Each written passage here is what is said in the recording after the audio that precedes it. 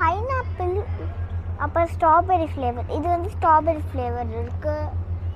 இது வந்து blueberry flavour இருக்குது. அப்புறம் இது என்னது? இது இது வந்து ஏதோ க்ரீனுன்னு போட்டிருக்காங்க. இது வந்து வெஜிடபிள்ஸ் அதனால வச்சுக்கலாம். எது வேணும்? அப்போ இதே எடுத்துக்கலாம். Strawberry fruits. இப்போ ஸ்ட்ராபெரியோட ஃப்ரூட்ஸ் எடுத்தாச்சு. இப்போ மெஷினில் போய் பிளெண்ட் பண்ணிவிட்டு ஸ்மூதி குடிக்கலாம். இப்போ நம்ம பிளெண்ட் பண்ண போகிறோம்.